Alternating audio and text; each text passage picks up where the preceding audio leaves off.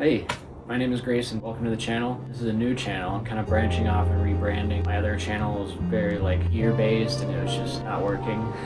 And I just wanted to create something new. So here I am today showing off my 2024 4Runner TRD Pro.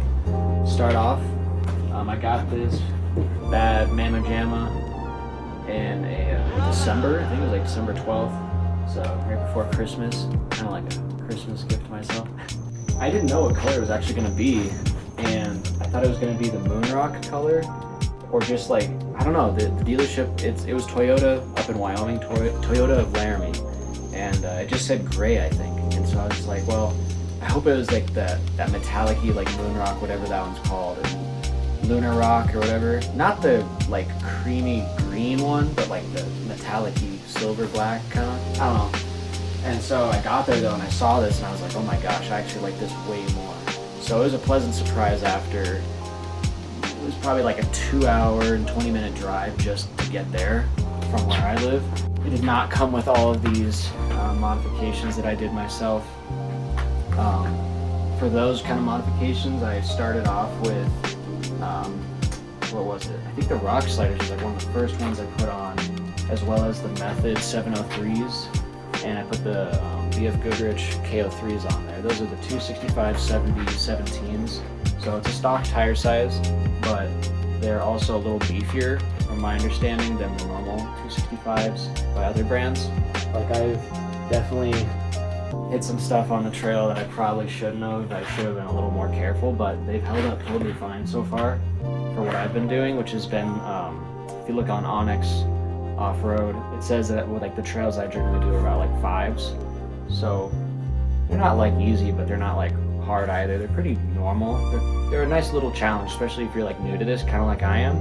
So if you're new to this too, come along and learn with me. But yeah, so I didn't tint the windows. That was a big thing that someone told me to do right from the get-go. They were like, oh yeah, throw on 20% tint on the front. And I've already done that on my sedan. I have a 2019 Volvo S60 T6 Momentum, and that has 20% or 15% tint actually.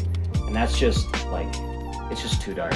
But I don't want to get it removed out of that car. It looks good, so it's a give and take, right? Why would I want to tint my driver and passenger side windows? I want to be able to see, right? This isn't just, this vehicle isn't made just for going to the grocery store and looking cool, Although that is part of it, right? Half of it's looking cool. Yeah, I just decided not to do that. I did put in the Diode Dynamics ditch lights. Those are the Pro series. Or Stage, I think they call it the Stage series or something like that.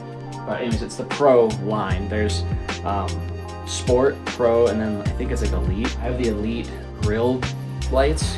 They're these 2 bars that are probably about 5 inches wide each.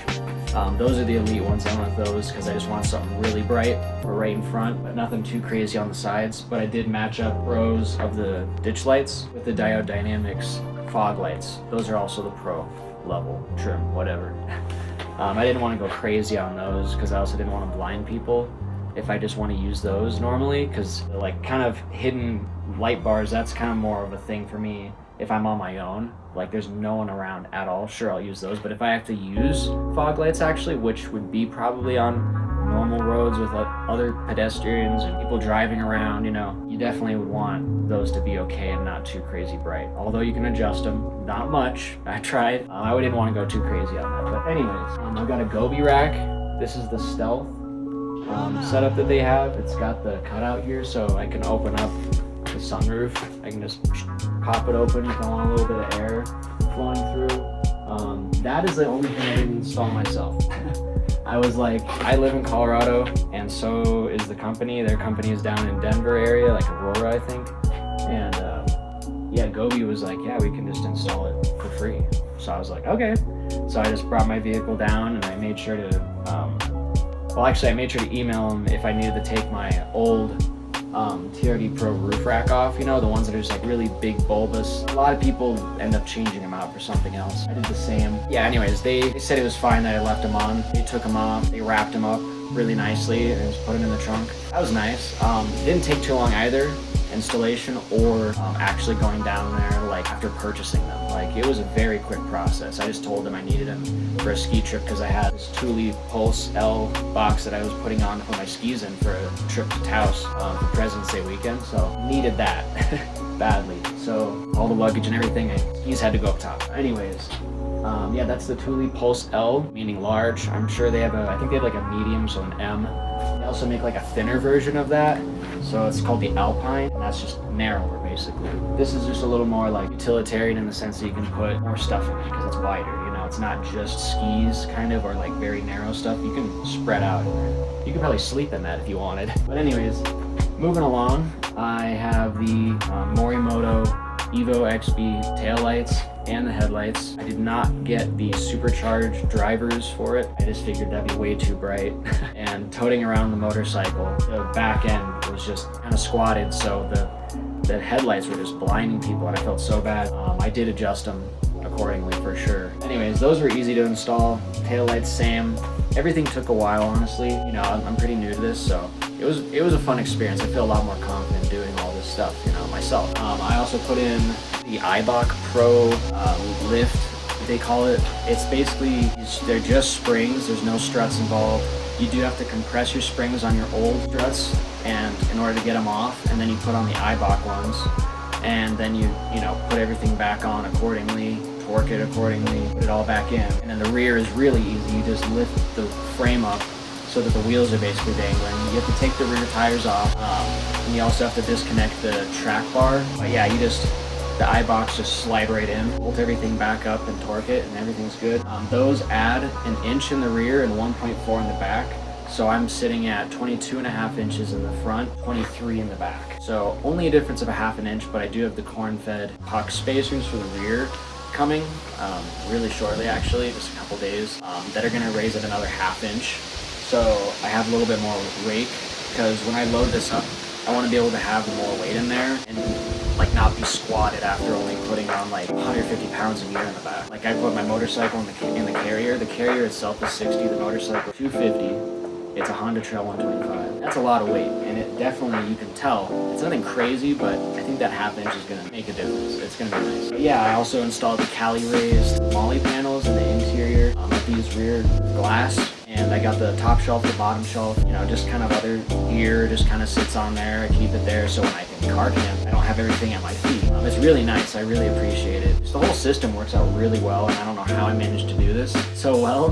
I think I just watched a lot of videos and read a lot of Reddit stuff too. This research really helped out a lot. I also got these, these are just WeatherTech. You know, they're just like rain guards. I like them when I'm camping so I can crack the window and get some fresh air. Especially with the diesel heater, I like being able to expel some of that heat if it's set like a little too high. I mean, I've set it on like almost the very lowest, and it's still a little too hot sometimes. Yeah, I got that for here and there, very front. That one is not a WeatherTech though. That is a Husky Liners. I just wanted that one because there's a lot of others that are out there, but they just sit like right on the paint. They just look like plastic trim you just put on it. It doesn't seem as it's actually going to do something. So this does. This actually sits above, changes the aerodynamics over the hood. That's what it's supposed to do, right? So purpose behind everything. Also got, and it doesn't really matter, but in here in the door cup, I have these like, I think they're called like Tough Skin or something like that. This company just makes these little inserts that you can just put in there so you're not scratching the heck out of the cups and your door handles. That was obviously super easy to do, but it's just a nice little touch, you know, and they're really nice quality actually. There's a lot of them out there that I've found that are just way too small. They're like that big. That's not going to do anything. These actually take up a good chunk of where your hand would actually go, where your fingernails would be clawing in there. Or maybe not your fingernails, but your significant others. There's some 3D printed little drawers, cubbies in the front. I've got dividers in the center console, and also another divider set inside of the glove box compartment to kind of keep things organized and not falling all over the place and getting mixed up. Just, I know it's nothing too crazy or necessary, but I found it really helpful. I keep my keys in the top cubby, and then in the lower one I just have like Moe's Bagel punch card. The one time I went when I sold my TRD Pro wheels to a guy, yeah, that's in there too. But yeah, besides that, not a whole lot I can think of. Got like a Garmin in there on one of those, I think of the name of the company, but basically just make like the off-roam stuff. I got the phone holder in there. I basically just use one of those, like the base plate of that kind of just hooks on to the trim inside there, and I put one of those arms, those adjustable arms that hooks onto like 2-volt like balls essentially. I got a Garmin, it's like a clip, they call it a spine, my Garmin 67i hooks on to, and so I just kind of keep that in there for like emergencies in general. I can immediately do SOS.